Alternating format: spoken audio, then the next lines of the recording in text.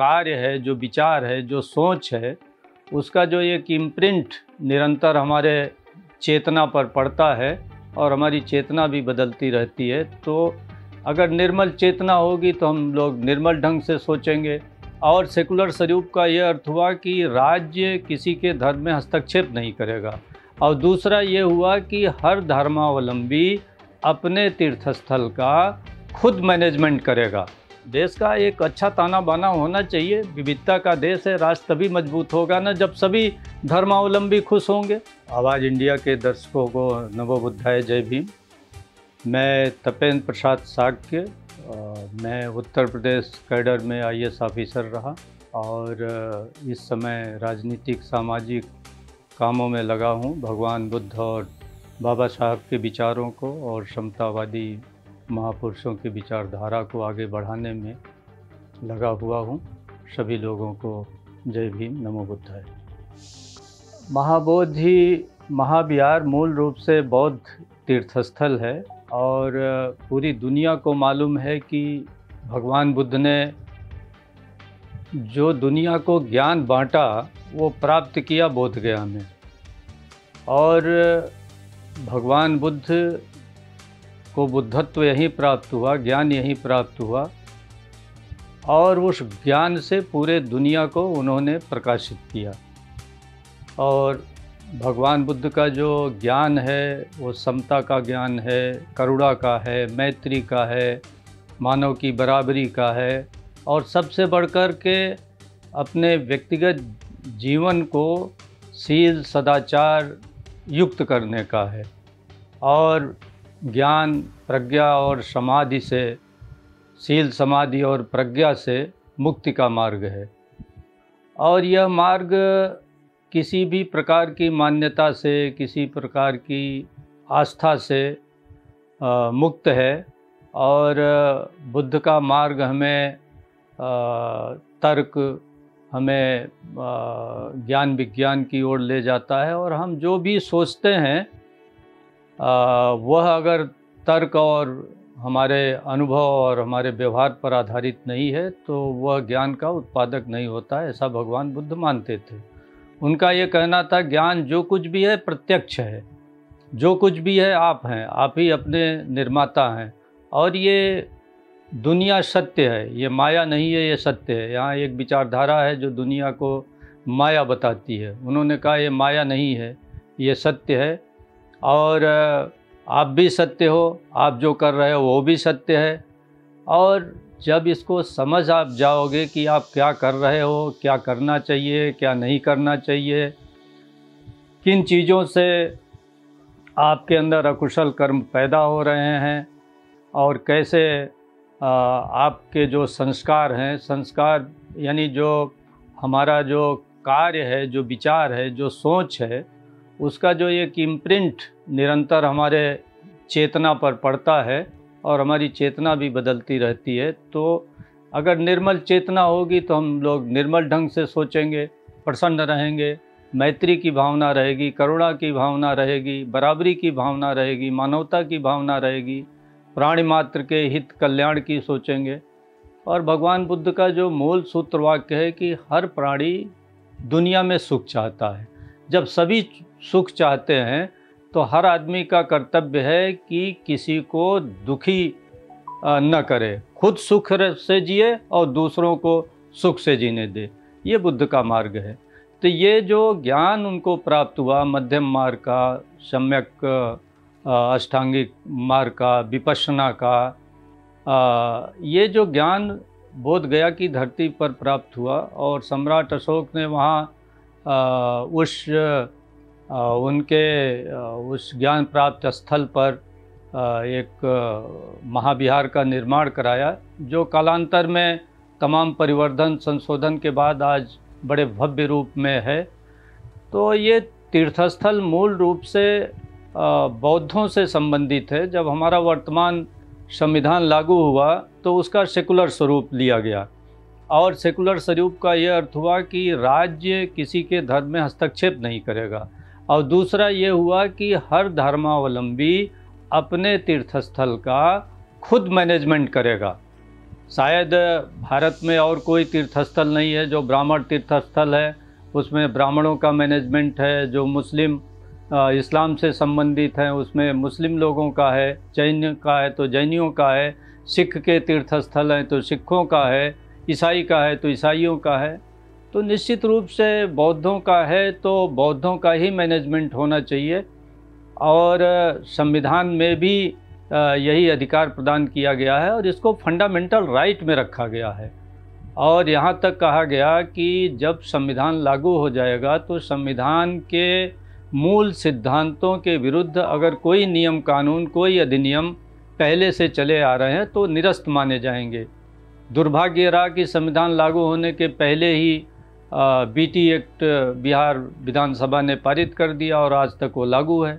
संविधान लागू होने के बाद उसको स्वतः निरस्त हो जाना चाहिए, लेकिन निरस्त नहीं हो पाया। ये दुर्भाग्य की बात है जिसके लिए लोग आंदोलनरत हैं। सरकार टस से मस तब होती है जब उसके ऊपर जनता का दबाव पड़ता है और जब उसको डर होता है।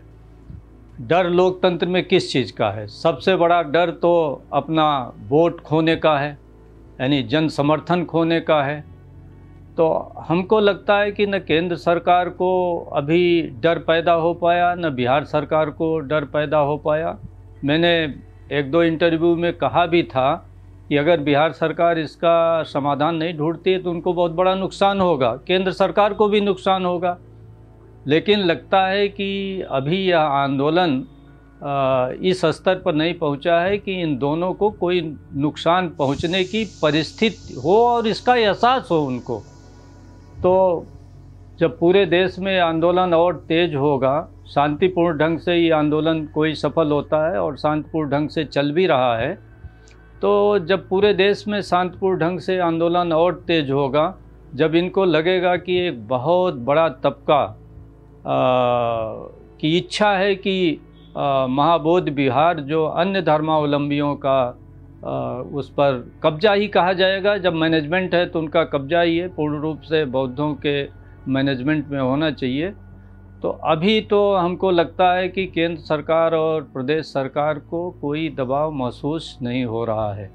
उनको ये नहीं महसूस हो रहा है कि अभी तक जो आंदोलन हुआ उससे उनका जन समर्थन जो जैसे लोकतंत्र में, जैसे मैंने कहा ना कि वोट की उनको चिंता होती है, अपने जनमत की चिंता होती है, जन समर्थन की चिंता होती है, क्योंकि जनता से ही चुने हुए जनप्रतिनिधि आते हैं।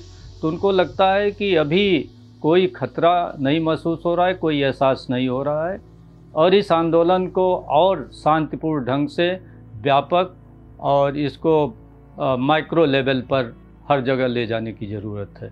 देखिए, अभी तो सुप्रीम कोर्ट में भी सुनवाई है। अभी सुप्रीम कोर्ट के जो बेंच में सुनवाई हो रही थी तो माननीय जज साहबान ने ये बड़ा आश्चर्य भी व्यक्त किया कि 12 साल से या कितने पता नहीं, मोर देन 10 ईयर्स हो गए, 10 साल से ज़्यादा हो गए कि ये इसका नंबर ही नहीं आया सुप्रीम कोर्ट में। उम्मीद है कि सुप्रीम कोर्ट संविधान के मनसा के अनुसार जो मूलाधिकार प्रदत्त किए गए हैं प्रत्येक धर्मावलंबी को, जिसमें कि बौद्ध धर्मावलंबी सम्मिलित हैं, तो संविधान की समुचित व्याख्या होगी, फंडामेंटल राइट्स की समुचित व्याख्या होगी। इस देश की जो अपनी एक संविधान की जो सेकुलर और सभी धर्मों के सम्मान और उनके धर्मस्थलों के उनके द्वारा ही मैनेजमेंट का जो एक फंडामेंटल राइट दिया गया है, मैं समझता हूँ कि सुप्रीम कोर्ट इसको संज्ञान में लेंगी और बौद्धों का पक्ष काफ़ी मजबूत है और उनको न्याय मिलेगा। और बाकी दूसरा रास्ता तो आंदोलन का है ही। अगर व्यवस्था से न्याय नहीं मिलता है तो न्याय के लिए जनता के बीच लोगों को जाना पड़ता है और बौद्धों को जनता के बीच जाना पड़ेगा, अपनी बात रखनी पड़ेगी। देश का संविधान, अपने फंडामेंटल राइट की बात, यहाँ का जो सेकुलर ताना बाना है, जो हर धर्मावलंबी को आत्मसम्मान के साथ, अपनी पूर्ण अस्मिता के साथ, अपनी पूर्ण स्वतंत्रता के साथ रहने की जो आज़ादी दी गई है फंडामेंटल राइट में, तो उसके अनुसार इस आंदोलन को और तेज़ करना पड़ेगा। जनता को बताना पड़ेगा कि हम लोगों के साथ अन्याय हो रहा है और ये एक स्वस्थ धार्मिक वातावरण के निर्माण के लिए अच्छी बात नहीं है, और न संविधान के हित में है, न फंडामेंटल राइट के हित में है। देखिए, ऐसा है, ये प्रश्न तो बड़ा महत्वपूर्ण प्रश्न है। अब सबसे बड़ी बात यह है कि ये आंदोलन किसी एक विशेष मुद्दे को लेकर हो रहा है, और उस मुद्दे को आप महाबोधि विहार के मुक्ति आंदोलन तक उसको सीमित रखते हैं कि एक व्यापक उस पर विमर्श पूरे देश में शुरू करते हैं।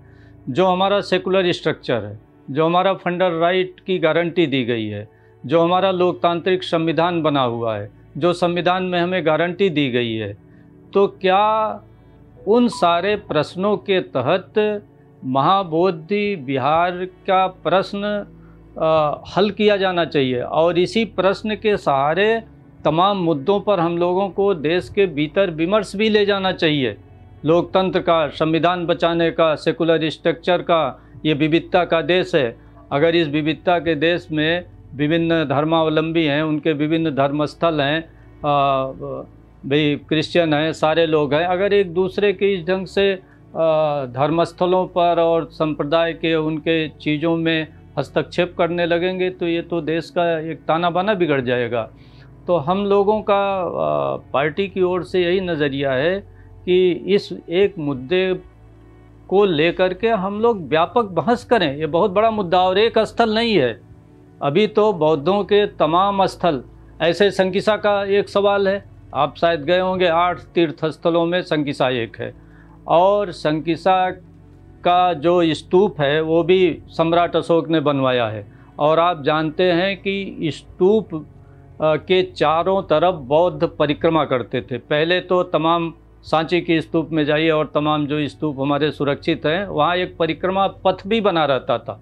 यानी उसके ऊपर क्यों नहीं चढ़ता था? ऊपर इसलिए नहीं चढ़ते थे कि उसमें या तो भगवान बुद्ध की या भगवान बुद्ध के किसी शिष्य की उसमें अस्थियां, यानी जो अरहत स्तर के लोग थे उनकी अस्थियां हैं। तो जहाँ जैसे संकिसा में भी भगवान के अस्थियां सुरक्षित हैं, तो जहाँ भगवान बुद्ध की अस्थियां हों उसके ऊपर एक बिसारी देवी का मंदिर स्थापित किया गया, और सभी लोग वहाँ चढ़ कर के जाते हैं। अब ये कितने शर्म की बात है, लोगों को शर्म भी नहीं लगती कि एक बौद्ध स्तूप जिस पर चढ़ना मना है, आप ऊपर चढ़ रहे हैं। ये तो बेइज्जती है ना, एक धर्म की सरेआम बेइज्जती है। और आप किसी धर्म की बेइज्जती करके देश के सेकुलर स्ट्रक्चर को कैसे ठीक ठाक रख सकते हैं? ऐसे तमाम उदाहरण हैं जहाँ पर अशोक के लाट को अन्य धार्मिक प्रतीकों में बदल लिया गया, तमाम धार्मिक स्थलों पर कब्जा कर लिए गए। तो ये तो बड़ा मुद्दा है। ऐसे सैकड़ों हज़ारों मुद्दे हैं, लेकिन बोध गया का मुद्दा एक शीर्षस्थ मुद्दा है, और इसके बहाने हम लोगों को इस देश की पूरी जो आज धारा है उस पर विचार मंथन करने की ज़रूरत है। लेकिन मैं अंत में एक बात और कहना चाहता हूँ कि हम लोग अगर सारी ऊर्जा अपना उसको एक राजनीतिक दिशा में मोड़ते तो शायद सफलता जल्दी मिल जाती, क्योंकि बिना सत्ता के, बिना शक्ति के चीज़ों का समाधान संभव नहीं है। एक समय आपके हाथ में सत्ता थी, सम्राट अशोक जैसे महान राजा का बौद्ध धर्म के लिए पूरा खजाना खुल गया, 84,000 स्तूप बन गए, और आपके पास सत्ता नहीं रही तो धीरे धीरे वो सब समाप्त हो गए। तो इस देश में समतावादी संस्कृति और समतावादी जो महापुरुषों का सोच है, उनके प्रतीक चिन्ह हैं, जो उनके धर्मस्थल हैं, वो भी तभी सुरक्षित रहेंगे जब समतावादी सोच के ये 85% लोग केंद्र की सत्ता में पहुंचेंगे। और ये बड़ा प्रश्न है। आप लोग तो बड़े चैनल वाले हो, इस पर आप कभी अलग से गोष्ठी, कभी अलग से संवाद मुक्त रूप से हो, बिना किसी पूर्वाग्रह के, बिना किसी चीज़ों को, कि हम कैसे इस देश के हुक्मरान बन सकते हैं। बातें तो सभी करते हैं हुक्मरान बन सकते हैं, हुक्मरान बनोगे कैसे भाई? 85% की आप पार्टी विकसित करो, केंद्र की सत्ता में जाओ, और ये लोकतांत्रिक पार्टी से भी ही संभव है। एक एक व्यक्ति की, एक परिवार की, एक जात की पार्टियां हम लोग सब 85% बनाए टहल रहे हैं। और एक किसी समस्या को लेकर के जब हम समाधान की दिशा में बात करते हैं तो उसका कोई सकारात्मक, कोई समुचित समाधान नहीं मिल पाता। इसलिए ज़रूरी है कि सब लोग यूनाइट होकर, राजनीतिक रूप से यूनाइट होकर के सब्र के साथ, एक अनुशासन के साथ, एक सरलता के साथ, एक विनम्रता के साथ, दूसरे की इज्जत सम्मान करते हुए एक बड़ा कारवां तैयार हो ना। और बड़ा कारवां तभी तैयार हो सकता है जब पार्टी में लोकतंत्र होगा। और लोकतंत्र का यही अर्थ हुआ बदलाव हो। जहाँ स्पेस नहीं है दूसरों को, जहाँ अवसर की समानता नहीं है, वहाँ लोकतंत्र नहीं है। अब आज इस देश की ये ज़रूरत है, ये अलग चीज़ें चलनी चाहिए, लेकिन बोधगया का प्रश्न हम लोगों के, बौद्धों के अस्मिता से, स्वाभिमान से, देश के सेकुलर धारा से, हमारे संवैधानिक अधिकारों से, हमारा जो बाबा साहब ने हमें लोकतांत्रिक संविधान दिया, फंडामेंटल राइट दिए, उन सब के संरक्षण और उससे जो प्राप्त अधिकार हैं, उन अधिकारों को समुचित रूप से क्लेम करने का ये मुद्दा है। और देश का एक अच्छा ताना बाना होना चाहिए। विविधता का देश है। राष्ट्र तभी मजबूत होगा ना जब सभी धर्मावलंबी खुश होंगे। आप एक इतने बड़े समुदाय को, बौद्ध तो अब बहुत, मेरे ख्याल से कम 20-25% हो गए होंगे, क्योंकि ये जनगणना में तो लिखा नहीं जाता। अपने से पहले जनगणना, अब जनगणना भी हो रही है। मैं समझता हूँ सारे बौद्ध ये भी सुनिश्चित करेंगे कि जनगणना में उनका बौद्ध लिखा जाए। कुछ लोग विचारधारा से तो सहमत हैं, लेकिन घोषित तौर पर पता नहीं, अपने को नहीं कहना चाहते।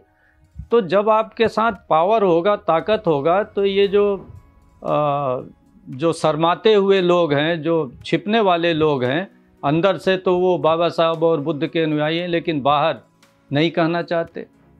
तो एक बड़े उसकी ज़रूरत है इस देश में। तो उन सारे मुद्दों से जुड़ा हुआ हमारा महाबोधि महाविहार का मुद्दा है। और इस मुद्दे के माध्यम से हमको एक बड़ी दृष्टि और बड़ा विज़न क्रिएट करने की ज़रूरत है।